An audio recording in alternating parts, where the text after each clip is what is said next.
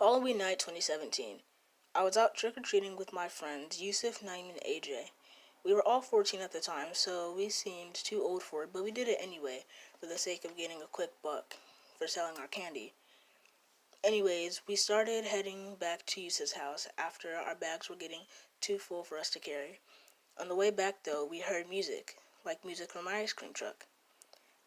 As we all looked back, we noticed a dirty white van driving slowly behind us. We noticed something colorful through the window. When we saw it, we were paralyzed with fear. The driver was wearing a clown suit, but there was something terrifying about it, not to mention our huge fear of clowns. The man had a slit-mouthed smile that he had made with a large knife in his hand. We started to book it down the street. Then the van sped up to keep a constant speed with us. As we heard one of the doors to the van slide open, I felt a rough grip on my shoulder. In a panic, I screamed for my friends. Quickly, I felt the man release his grip of my shoulder. Then he let out the most ear-piercing scream a person could ever hear. As far as I knew, my friend had just stabbed the man in his arm with a pocket knife that he always carries with him.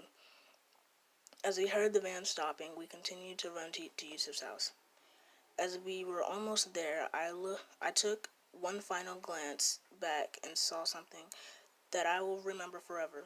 I saw the driver holding a bloody knife and the other man wearing a clown costume holding a bloody chainsaw. The most creepy part about it was the expression on their faces. They had a creepy, deranged facial expression. To be honest, I was scared shitless. As soon as we got to Yusuf's house, we called the police. It turned out that the two men were deranged psychopaths who had escaped a mental asylum and previously killed 5 other people that same day. It was a miracle that we all made it out alive. Without my friends, I don't know what would have happened to me. Number 2. I was over at my girlfriend's house one Halloween night. We were watching a horror movie down in the basement. Then, from upstairs, we heard a loud bang. I started to get worried, but then she told me it was probably her little brother and he probably dropped something. Anyways, we ignored it and continued watching the movie. Then we heard a loud bang again, but it was getting closer. She called out to her little brother, but there was no response. She only lived with her brother after their parents died in a plane crash a few years ago. She called her brother's name once more. Then again, no response. She called her brother's phone and he picked up.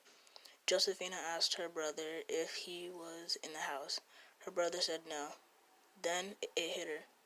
She remembered her brother leaving to go trick-or-treating with friends. Her heart sunk as she realized an unknown stranger was in the house. We were getting freaked out, so we turned off the TV and the lights and listened for a moment. Then there it was, another loud bang right by the door. Me and Josephina went in the closet of her basement. A few seconds later, we heard the door to the basement open, and we heard someone come in. There was a small crack in the door, so we looked through it. It was a haunting image, especially in the situation we were in. There was a man in a scream mask with a machete in his hand. As he came closer to the closet door, we heard him sing a demonic chant. As he opened the door to the closet, Josephina kicked the closet door into his face, knocking him over. We quickly ran upstairs and got out the house. We immediately called the police and made sure all the exits to the outside were locked so he couldn't escape. About 5 minutes later, the police arrived. We went in after them, and we looked around and found the most horrifying thing I can ever imagine. There was a demonic pentagram on the wall and a message saying, "I will find you and I will kill you." We left the house and saw the broken window he had came in from. About 10 minutes later, the police came out with the man in cuffs. When he looked up at me, his face turned from upset to an evil grin. I still have nightmares about it even a few years later. Since then, her and her brother moved out, and I now live with them in a new house. Number 3. Marquise and his 3 friends, Michael, Mikhail, and Devon, were out one Halloween night. Something they would do every year is ding-dong ditch people's houses. After doing about 15 houses, they were all about to go home, but then Mikhail suggested that they do the last house on the block. The thing was about that house was that it belonged to a deranged serial killer who had recently got out of prison. They all agreed, being the daring 15-year-olds they were, and headed towards the house. As they got closer, Devon thought he saw something in the window, but he shrugged it off and told the other 3 to hide so he could knock. After he knocked, he ran, but no one came out. Then Michael knocked, and still no one came out. Marquise knocked, and just like the first 2 times, no one came out. As Marquise was walking down the steps, he heard the front door swing open and his friends yelling at him to run. So they booked it down the road and heard gunshots. Mikhail let out an agonizing scream. He had been hit with one of the bullets in the shoulder. When he got back to Devon's house, Marquise and Michael went back to the man's house. When they got there, they saw him with a hunting rifle and a butcher's knife in his hand. They snuck around back to find the most horrifying thing. There was a man hanging. They originally thought that it was a decoration, but when they saw it moving, they knew it was real.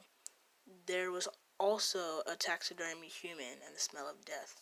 They hopped over the fence to try to cut the still living man down, but then the man bursted in the backyard with the hunting rifle. As Michael and Marquise was trying to hop over the fence, the man started shooting at them. When they got over, they all ran to Devon's house and immediately called the police. After that, they all moved out into a different neighborhood, not knowing what happened to the man.